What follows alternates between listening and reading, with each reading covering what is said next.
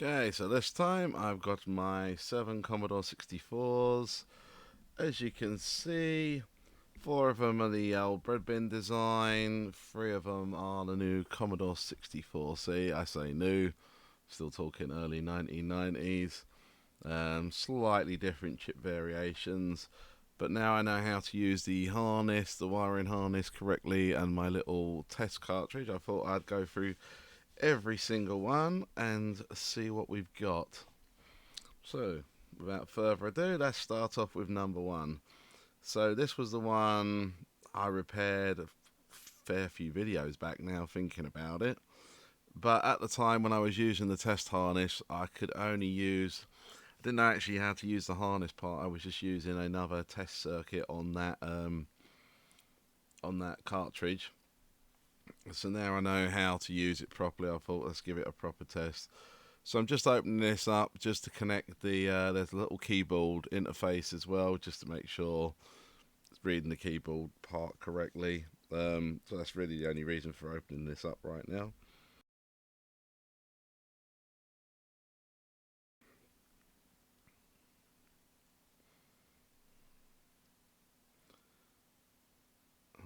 As we look inside, all looks good. So now I know what connections I need to do. So to use the diagnostic harness, just need ROM on low, set to EXPROM on the right hand side. On the left hand side we want to go low, high, high on the switches, as you can see there. Plug it in. Now we'll plug in the rest of the harness. I'm not going to show this for every single one, otherwise it get very boring very quickly, but just to show you here how it all goes together. So that goes in my user port, this goes into the tape port.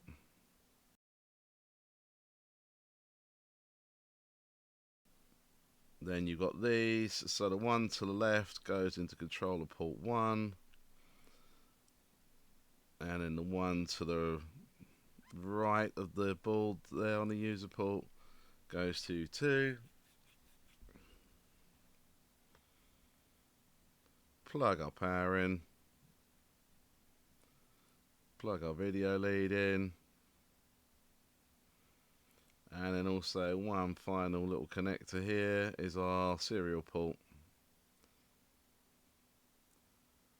So that's all the harness in together. Oh yep, sorry, the keyboard part as well. As you can see, there's a little mark here, because you could put this around either way, but there's a little mark there where the holes, where there's no pin basically, so just make sure you line it up correctly. So let's give this a go.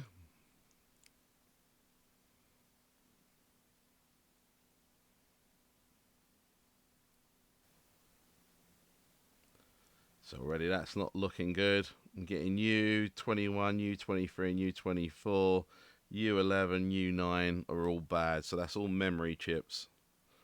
And it's saying they're all bad. So we'll leave that one for the minute and we'll go on for the next one. So this one again, I marked it up a while ago as not working. As you can see, when you first turn it on, looks like you're getting the 5 volts but not the 9 volts. So I switch it on again, 9 volt AC supply is okay. So I think that's going to require a bit more further investigation. To me, I believe it's just going to be the switch. Just for the simple fact that the AC comes straight from the power supply, and really the only thing that's going to stop it is that.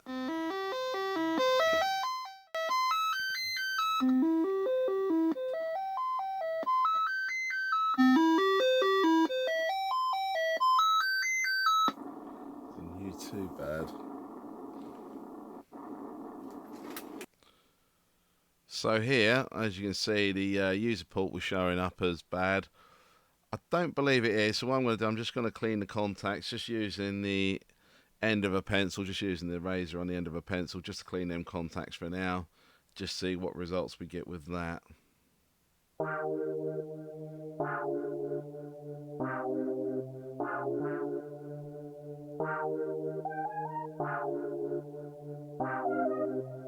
Just obviously got to remember to clean both sides as well.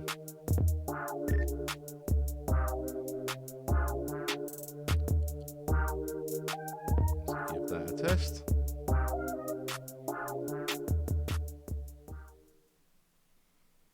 And as you can see, that second time turning it on, both supplies were fine, no problems at all.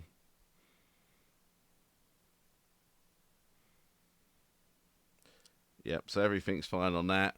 Just that one little issue with the power. Everything's alright.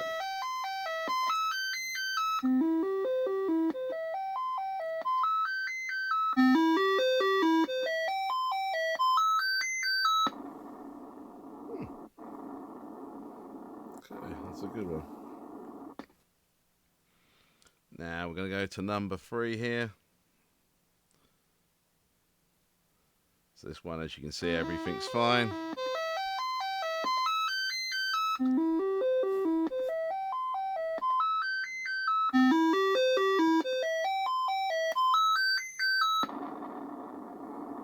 So that's good. Okay, number 4. See what we got with this one. As you can see, someone's done some work. Looks like Radio 88 has done some work on this in the past, and you see some of the chips look like they've been marked as well. We'll try this one. So we got a controller port bad. And usually what we'll cause that is a defective SID chip.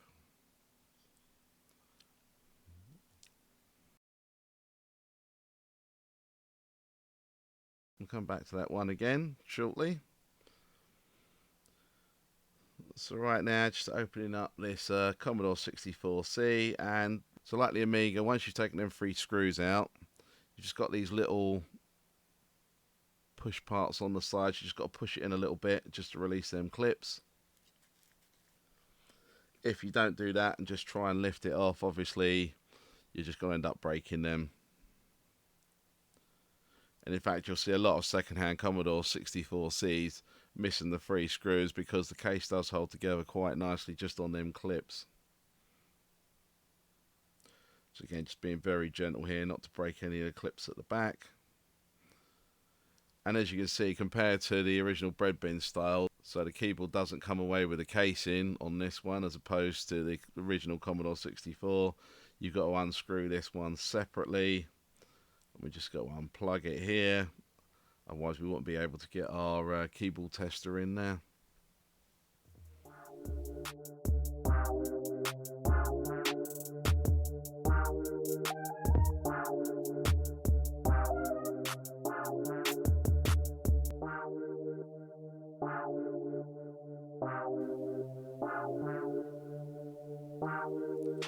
So again, we got a bad user port again. As you can see, it's quite dusty, so we're just going to give this a little clean off now with the pencil eraser just to check it's okay. But at some point, this computer does need going over because it's very dusty in there.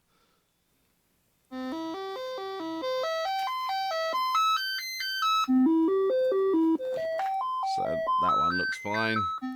So now we're on to number 6. So number 6 is still factory sealed. So for now, I'm not going to do the keyboard test. I'm going to leave it as is. Just see what we get in with everything else. But obviously it is going to fail on the keyboard. Just because that part isn't plugged in. So it won't be able to test it. So on this one, I've got my 9 volts AC, but not my 5 volts DC. When I lifted it up and put it back down again, the 5 volts DC suddenly started working again.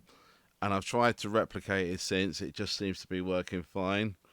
Potentially, though, that's either the capacitor on its way out inside, or the voltage regulator is on its way out. Or it could just be where it hasn't been switched on for several years. That might be the problem, and it might be fine going forward, but I'll have to keep an eye on that one. So, number 7 here. This one is still got its box. Box is a little bit tatty now, but just take it out of there.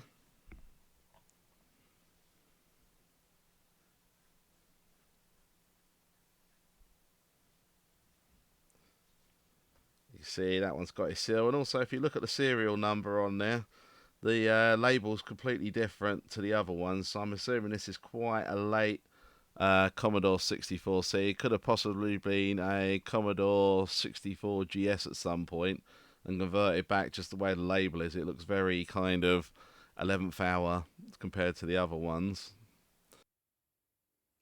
Interesting. It comes up with open.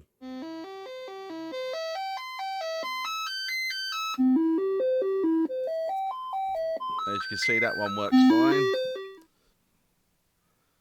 So what I'm going to do for now, open up number 2 again, remove the SID chip, and then we're going to use this to test on number 4.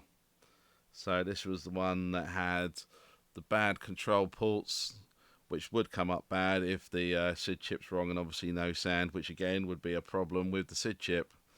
So remove its SID chip, and we'll put in this known good SID chip. See what we got.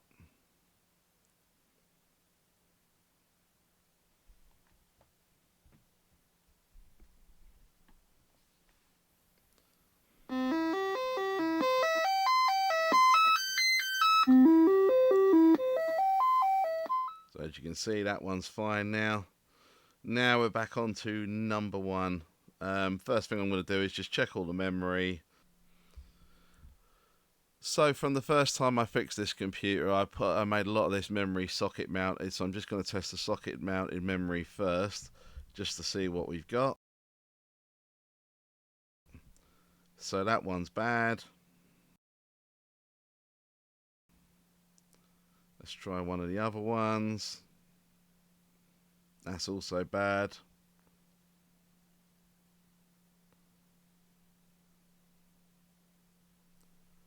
Let's see what this one's doing. So 3 of the memory chips are bad. Just going to check over, make sure I've not got a short or something, and that's what's caused the issue here. But checking this out, all the memory looks like it's connected correctly. I'm just showing a quick snippet here of what I did, but I had to go over every individual chip just to make sure it's okay. So just checking the memory I'm putting in now, just to make sure that's good. So I know the memory chips that I've replaced are now good working chips. But I'm still getting them ones showing up as bad.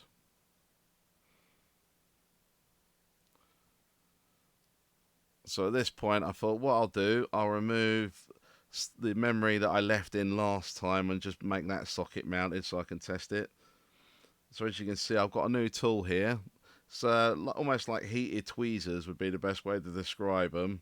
Very handy for removing small chips. I haven't had to go over it with solder or anything. This is still the original solder from the mid 1980s. And again, just press it on either side. Heats up all the pins at once. And then just using a screwdriver, just lift them off. Just remember when you put a screwdriver in, don't lever down with it, lever up. So go under the chip and push upwards, don't push down. If you push down, potentially you can break and damage the tracks. So you can see that one's pretty much out. There's a couple of pins just holding on to it. I'm just going to do the one next to it now. So with that, I can just now go over it with a solder sucker and just remove the last couple of pins that are holding on there. So here we go, just going over it with a solder sucker. Just can clean out all the holes nicely as well.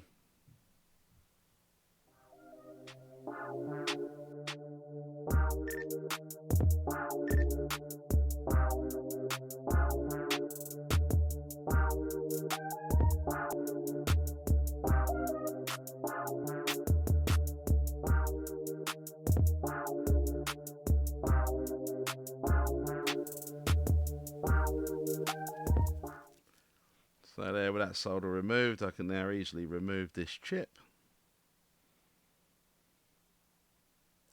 So now I can test that one.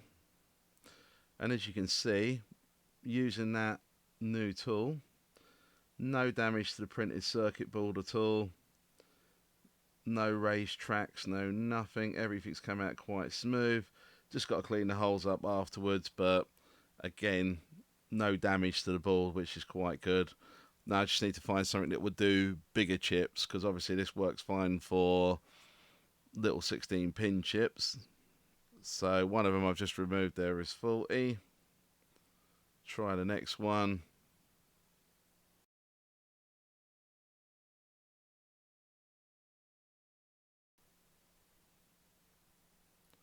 That one's still fine.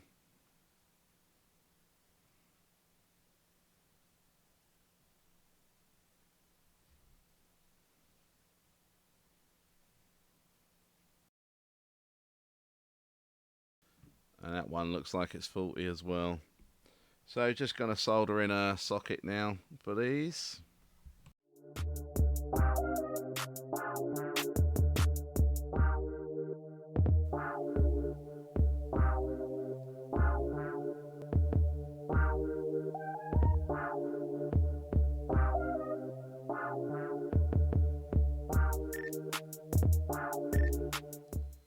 Just going to make sure we haven't got any shorts or anything with these new sockets in place. Make sure everything's working correctly. So just making sure these sockets are alright, the ones that I've just put in. Just going to test the just testing the chips that I'm going to use to replace the faulty chips. They're all okay. There you go, perfect. So something still isn't right here by the looks of things. So there is one more memory chip that's in there. I just thought I'd try it without the loom on there, and as you can see it's still coming up bad.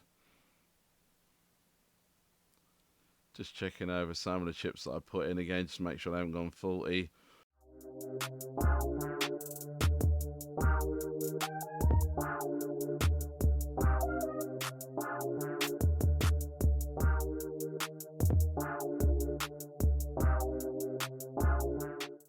Again, what's weird is that one was fine before, now that's come up faulty instantly. But before I could demo it, I just thought I'd just try reinserting it again, just to make sure I haven't got anything wrong there. And now it seems to work fine. Yep, so that one's fine. So just be mindful of that, you want to test them a few times. Just removing this last memory chip that I left in there now. So now I'll just put a socket in there. That means all the memory in this Commodore 64 is now socketed.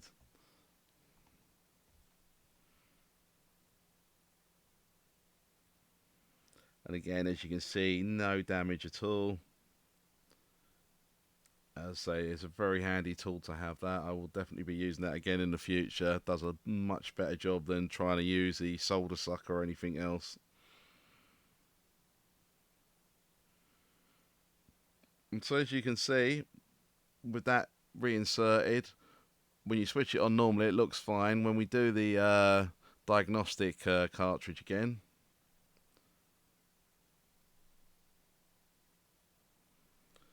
if you look at the time in the bottom right hand corner, that should be synced, and it isn't at the moment.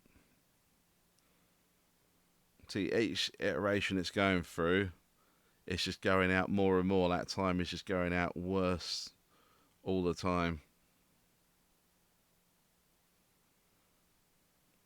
So now that makes me believe that it might be an issue with either one or both of the CIA chips in there.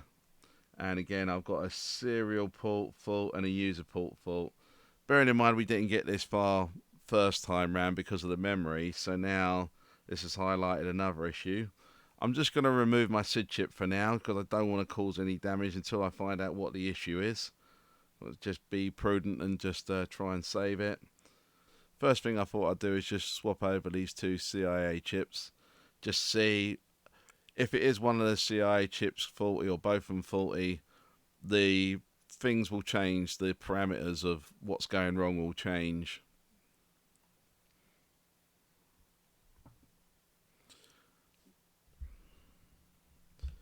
So if one of the CIA chips is faulty, swapping them over should give me a different set of errors.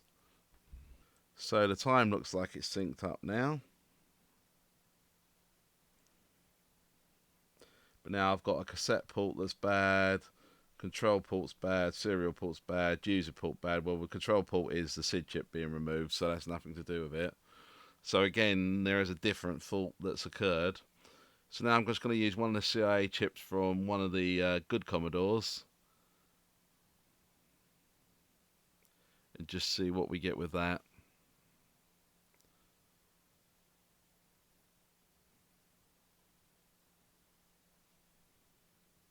So we still got an issue there. What I've done, I also then tried the suspected faulty CIA chip in the other good Commodore, so I can confirm one of the CIA chips has definitely gone. Just again, just to be 100% sure, I've reinstated the SID chip. Just make sure that's not causing anything weird. And as you can see, I've still got a serial port and a user port that's bad. I know my CIA chips are good, so that must mean there is an issue on the board somewhere. Again, when I initially did the repair for this, I did remove these CIA chips, and as you can see, I'm getting no continuity. I should be getting a continuity between them 2 points, and I'm not. So I checked over every connection, front and back, on that, both of the CIA chips, and that's the only one that I could find that wasn't making a connection. So for now, I'm just going to put in another jump wire there, just to see what that does. Hopefully that fixes the issue.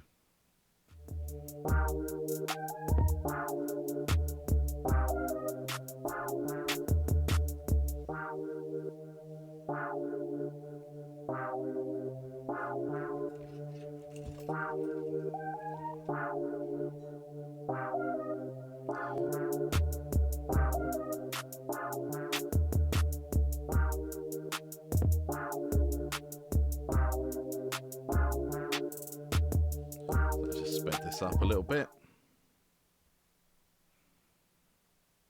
That's looking pretty good.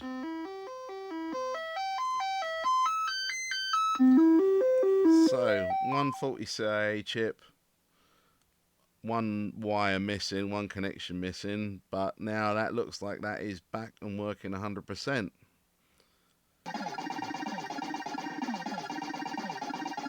So, time to play some games on it. I'll see you in the next one.